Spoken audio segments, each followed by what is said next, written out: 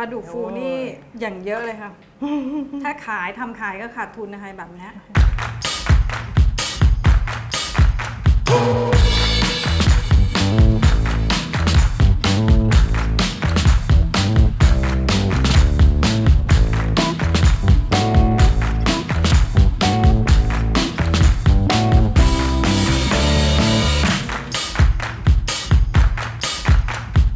เจอกันอีกแล้วค่ะเชฟ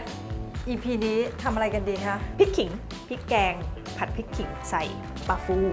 กลายเป็นน้ำพริกปลาฟูไข่เค็ม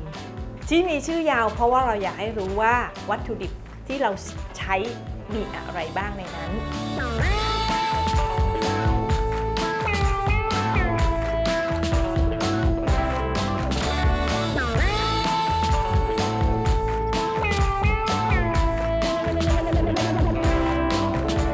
เอาเลยไหมคะพี่ยินดีค่ะเชฟ เริ่มเลยค่ะ เริ่มจากน้ำมันใช่ไหมคะ ลงน้ำมันเลยค่ะเชฟพัฒนาการไหมคะลูกศิษย์คนนี้ดีขึ้นอันดับแรกเนี่ยเราจะเอาพริกแกงเผ็ดเนี่ยเข้าไปผัดเพื่อความหอมก่อนไฟกลางนะคะรอให้น้ำมันร้อนแล้วเราก็ใส่น้ำพริกแกงเผ็ดลงไปนะคะ4 ช้อนรอผัดให้หอมให้สุกก่อนในขณะที่พี่ก้อยผัดเนี่ยเชฟก็จะใช้เวลาช่วงนี้ซอยใบมะกรูดเพราะว่าเมนูนี้ใบมะกรูดซอยเป็นหัวใจอีกเหมือนกันเขาจะมีความหอมหลังจากนี้เชฟจะใส่กุ้งแห้งนะคะที่เราตำเอาไว้น้ำฟู1 ช้อน4ค่ะเชฟเท่ากันอ่ะแถมอีกหน่อยนึงเราชอบแถม เราจะปรุงด้วยน้ำตาลเพราะว่ากุ้งแห้งเนี่ยเค็มเนาะค่ะตัดน้ำตาลเลยค่ะ1อันนี้จะออกหวานหน่อยนะ2ไม่ต้องตกใจ2 ครึ่งอ่ะละน้ำตาลละลายเสร็จเราก็เผ็ดนะคะค่ะรสชาติอร่อยค่ะอร่อยเพราะว่าเราต้องทานกับข้าวใช่ไหมคะใช่เราต้องมีผักเคียงด้วยอันนี้คือเป็นน้ำพริกนี่คลุกกับข้าวสวยร้อนๆนะคะไข่เจียวนิดนึงได้สุดๆเลยค่ะเมนูนี้ปลาฟู1ค่ะคลุกเลยยี่ได้เวลาที่จะไหม้พี่ก้อยก็จะยกออกเก่งมากค่ะลูกศิษย์เก่งก็เพราะเชฟเนี่ยนะลูกศิษย์มีพื้นฐานดีอยู่แล้วทีนี้พอเราไล่ปลาฟูเข้าไปในนี้แล้วเราลองชิมอีกทีนึงชิมเลยเหรอคะเชฟชิมได้เลยค่ะงั้นเราดับไฟไหมคะใช่ค่ะปิดไฟแล้วชิมเลย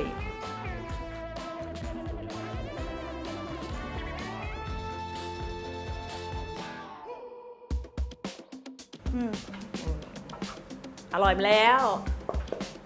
อร่อยค่ะปลาดุกฟูนี่อย่างเยอะเลยค่ะ ถ้าทำขายก็ขาดทุนนะคะแบบนี้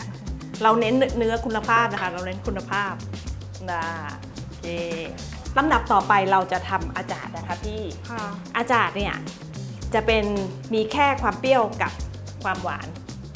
น้ำส้มสายชูหมักรับน้ำตาลอัตราเท่ากัน1:1ตัดเกินนิดนึงน้ำตาล1 ส่วนนะคะค่ะน้ำส้มสายชู1 ส่วนเทเลยนะคะเทเลยค่ะน้ำส้มสายชู1 ส่วนนะคะโอเคคนให้ละลายเข้ากันนะคะถ้าเราต้องการให้เขาสุกหมายถึงว่าผักเนี่ยดองไวเราก็ใส่ทั้งร้อนได้เลยแต่ถ้าสมมุติว่าเป็นพวกแตงกวาเนี่ยให้ใส่ทีหลังให้เย็นก่อนเพราะแตงกวาจะนิ่มกว่าสำหรับแครอทกับราดิชเนี่ยเราสามารถใส่ได้เลยแถมด้วยแตงกวาเล็กน้อยแตงกวาที่จะใส่ทีหลังสลับชิ้นพอคำอันนี้เล็บขอใส่หอมทั้งหัวนี่เลยลงไปเลยนะคะใช่แล้วก็เรดราดิชสีจะสวยงามเลยเนาะแล้วก็แครอทเทแล้วนะคะใส่แตงกวา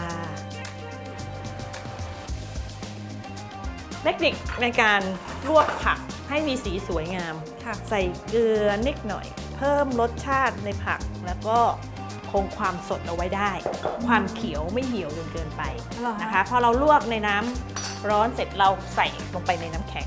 เลยน้ำเย็นเลย หลักสำคัญในการจัดเตรียมสำรับหรือการหั่นผัก1ชิ้น1คำเอาละเชฟลงแล้วนะคะ ค่ะ ลงก่อนเลยตึบๆเชฟลงนี้เลยนะ ค่ะ เราลงไปได้เลยอันนั้นใส่ก่อนขึ้นที่หลังได้ อือหือ อันนี้ก็เช่นกัน อันนี้จะเร็วมาก คือกระเจี๊ยบนะคะ อ่า ดอกกระเจี๊ยบ อันนี้เป็น ถั่วพู ถั่ว ค่ะ พลูดอกกระเจียวลงไปเลยค่ะ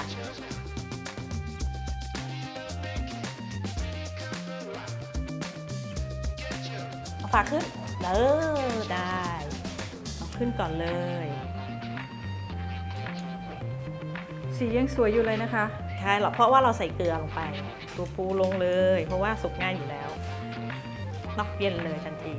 สีจะสดแล้วยังมีความกรุบกรอบอยู่แล้วเราจะเหลือแค่ไข่เค็มนะพี่ก้อยนะคะ ค่ะ เราจะใช้ไข่แดงอย่างเดียว เราก็จะหั่นเป็นชิ้นๆโรยหน้า มันเข้ากันนะคะ ความเค็มมันจะออกมาตรงนี้ ตึ๊บโอเค